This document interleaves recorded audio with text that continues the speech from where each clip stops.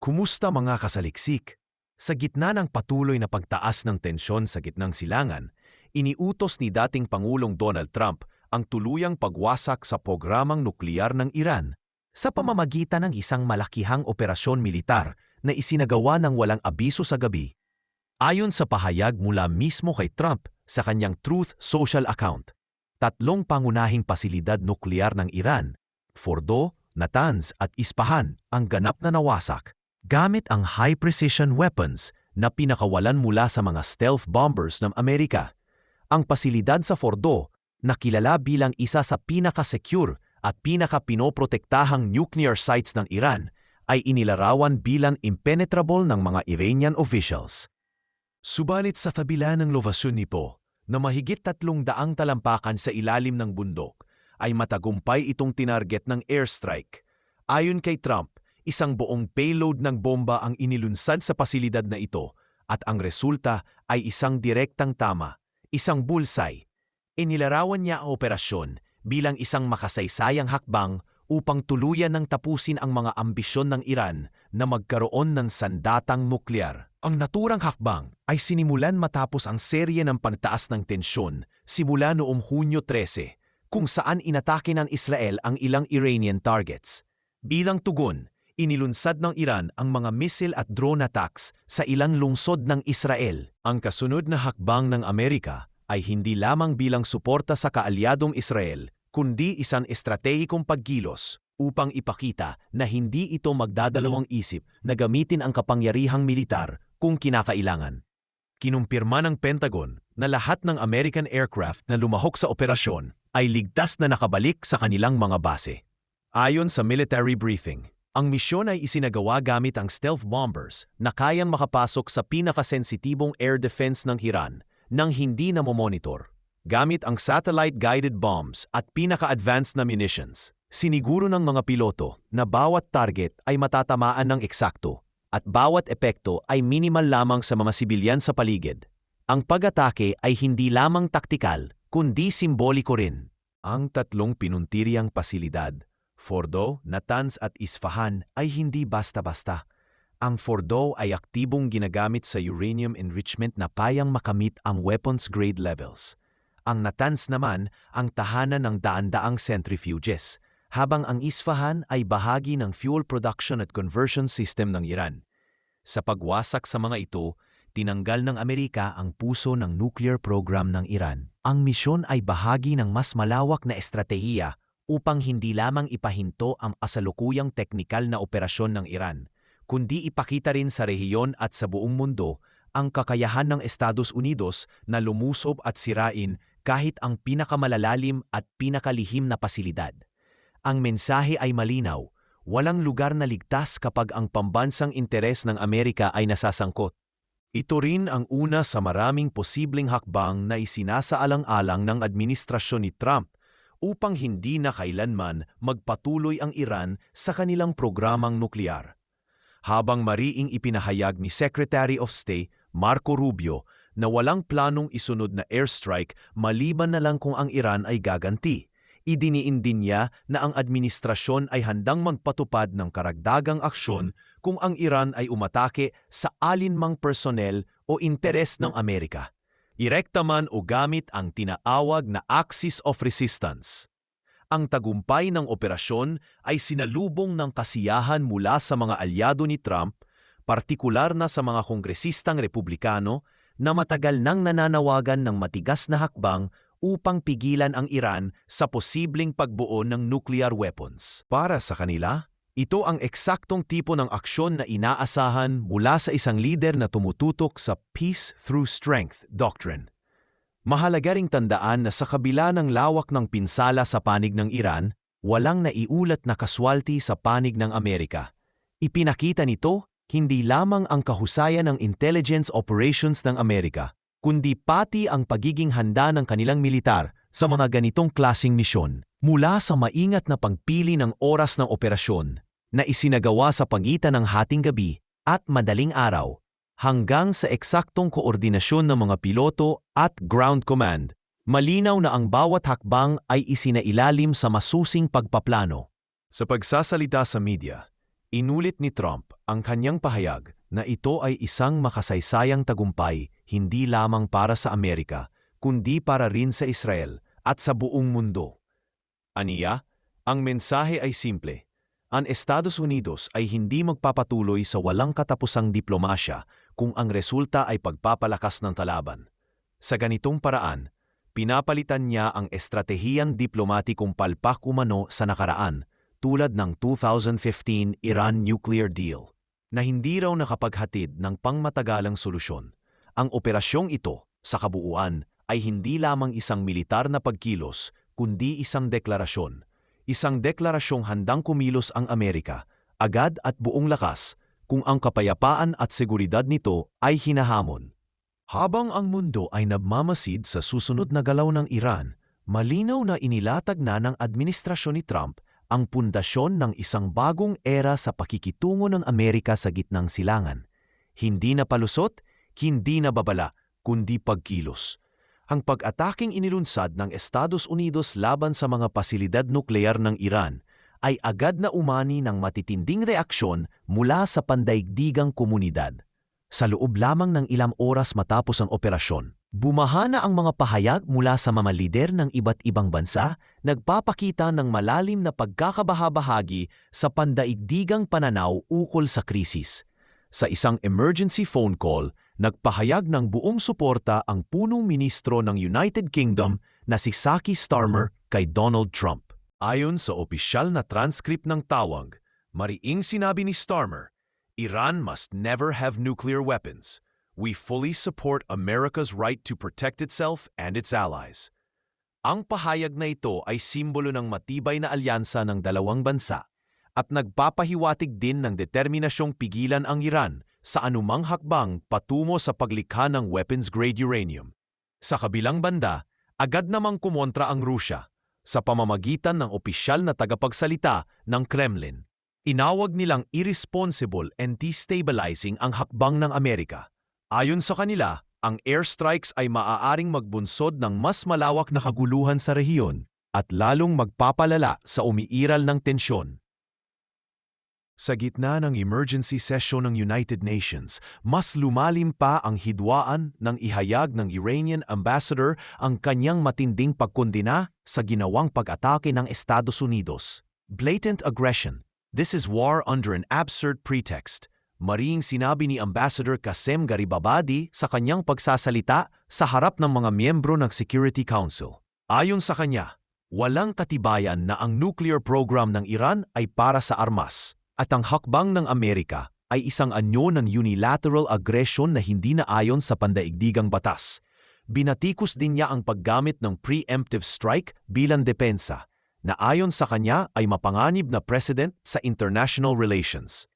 Ngunit hindi nagpahuli ang panig ng Amerika. Sa parehong sesyon sa UN, matapang na ipinahayag ng kanilang kinatawan na hindi sila matitinag sa paninindigang protektahan ang kanilang mga mamamayan at interes. Any Iranian attack, direct or indirect, will be met with devastating retaliation. The United States does not seek war, but we will not hesitate to act when our people are threatened. Ayon sa pahayag ng US Envoy. Ang nasabing pahayag ay hindi lamang babala, kundi isang malinaw na polisiya. Kasama sa binantaan ang mga proxy ng Iran gaya ng Hezbollah sa Lebanon, mga milisyang Shia sa Iraq at maging ang mga armadong grupo sa Syria at Yemen. Ayon sa military sources, aktibo ng minomonitor ng US. Intelligence ang galaw ng mga pro-Iranian elements sa buong gitnang silangan bilang paghahanda kung sakaling magsimula ang retaliatory attacks mula sa alinmang grupo. Sa panig ng Israel, tinanggap ng mga opisyal ang balitang tapos na ang direktang operasyon ng Amerika, ngunit ikinatuwa rin nila na binigyang laya ang kanilang mga puwersa upang ipagpatuloy ang sariling air campaign laban sa mga pasilidad at convoy ng Iran. Sa isang closed-door briefing ng Israeli cabinet, sinabi ng Defense Minister ng Israel, "The US did their part. Now it's our turn to keep the pressure on. Iran will not rest and neither will we." Habang maraming bansa sa Europa ang nananawagan ng pag-iingat at diplomatikong resolusyon, nananatiling dominanteng tema sa kampo ng Amerika at mga kaalyado nito ang konsepto ng peace through strength. Ayon sa mga tagapagsalita ng Republican Party sa US Congress, ang ganitong uri ng matibay na aksyon ang siyang matagal nang hinihintay matapos ang mga taon ng umano'y kahinaan ng nakaraang administrasyon. Sa panayam kay Senator Tom Cotton, binigyang diin niya, "This isn't just about nukes. This is about reclaiming deterrence. We want peace, but we will never beg for it." Lumalawak din ang suporta mula sa mga defense alliances sa labas ng Europa. Ayon sa opisyal na pahayag mula sa mga defense advisors ng Japan at South Korea, mas pinaiigting na rin nila ang kanilang seguridad sa rehiyon upang makaiwas sa anumang spillover ng tensyon. Bagamat wala silang direktang koneksyon sa usaping Iran-US, kinikilala nila ang posibilidad na gamitin ng Iran ang mga trade route at mga oil shipment bilang leverage sa pandaigdigang merkado. Ang posisyon ng Amerika ay malinaw. Hindi ito titigil sa isang operasyon lamang kung ang kalaban ay hindi matututo. Sa kabila ng pahayag na wala ng kasunod na airstrikes, nakalatag pa rin ang mga contingency plan sa sandaling sumiklab ang ganti mula sa Tehran. Ipinagmamalaki ng administrasyon ni Trump na ito ang uri ng pangulo na hindi nagpapaliban ng aksyon kapag may banta sa bansa. Ang mensahe sa mundo, huwag subuking suwayin ng Amerika.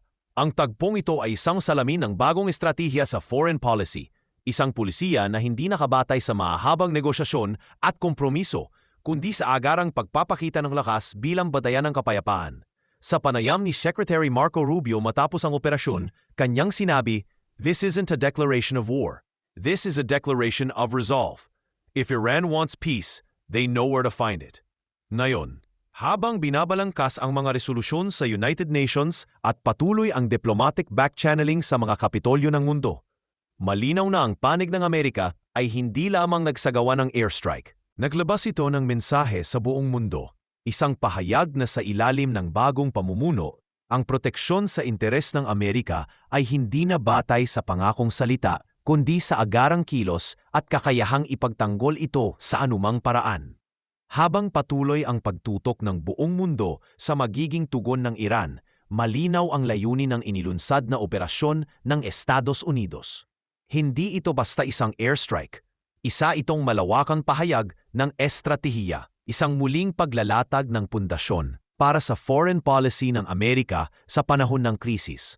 Isang pagbabalik sa doktrinang gumagamit ng kapangyarihan upang pigilan ang mas malalaking digmaan. Ang kasalukuyang administrasyon ni Donald Trump ay tahasang milisan ang matagal ng estratehiyang diplomasya at kompromiso na ginamit ng mga naunang pamahalaan. Ayon sa mga opisyal mula sa Department of Defense, ang operasyon ay bahagi ng mas malawak na planong Reassert American Deterrence. Sa madaling salita, nais ng pamahalaan na muling ipaalam sa mundo, lalo na sa mga kalabang estado, na hindi dapat ipagwalang bahala ang kakayahan ng Amerika na kumilos agad at epektibo. Peace comes through strength. Weakness invites aggression. Pahayag ni Trump sa isang televised briefing. Idinagdag niya, "We have tried talking. We've signed deals. We've waited. But time has shown us that Iran never intended to stop. Now, we act." Malinaw sa naging takbo ng operasyon na hindi lamang ito tungkol sa pagsira ng kagamitan.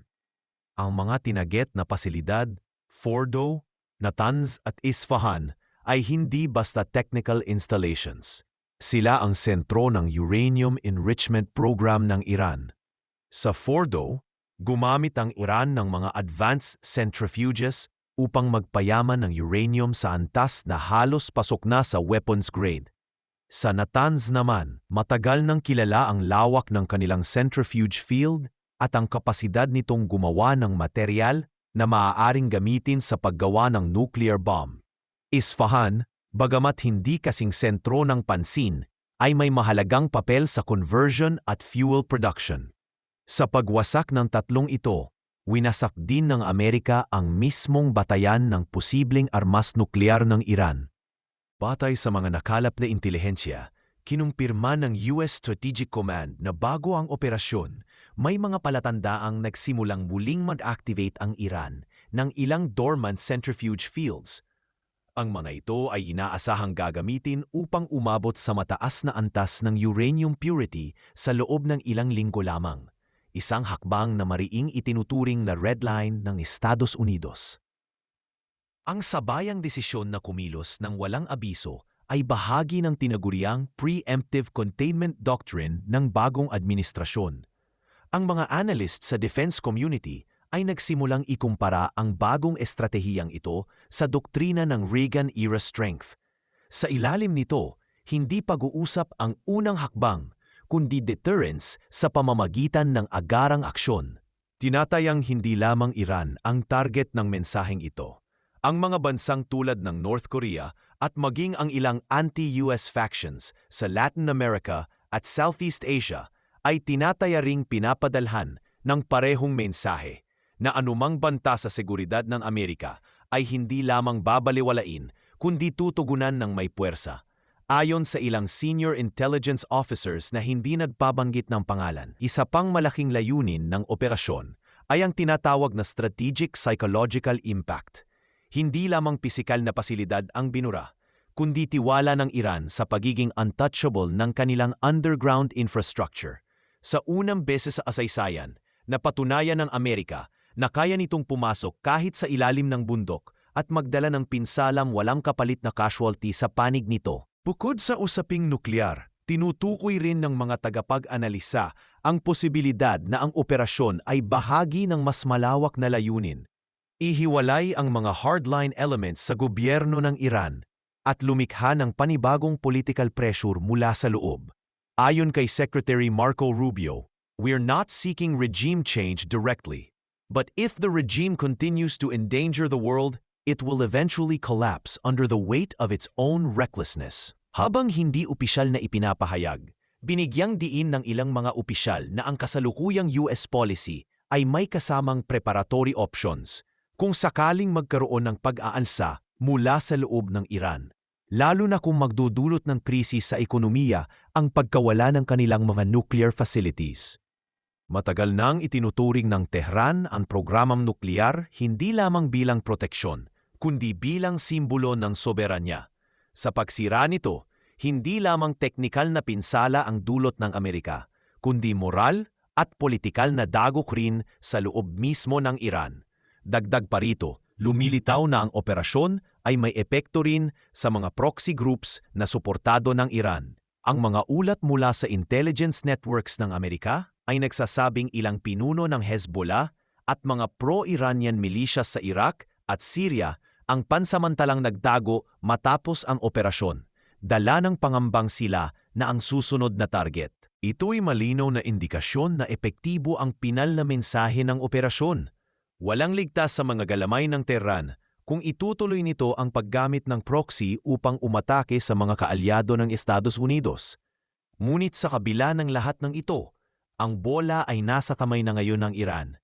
Sa isang pahayag mula sa Supreme National Security Council ng Iran, sinabi nilang Iran reserves the right to respond at the time and manner of its choosing. Ngunit sa panig ng Amerika, ito ay isang babala na lamang ang natitira.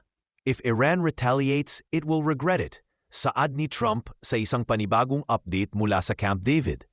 Habang hindi pa malinaw kung anong magiging sagot ng Tehran, isang bagay ang tiyak, ang Amerika ay bumalik na sa estratehiya ng lakas. Isang estratehiya kung saan ang kapayapaan ay hindi isinusumamo kundi ipinapahayag sa pamamagitan ng kapangyarihan. Sa bagong panahong ito ng pandaigdigang tensyon, ang mensahe ay isa. Ang mundo ay muling nakatingin sa isang Amerika na handang kumilos, agad, buong lakas at walang pag-aalinlangan.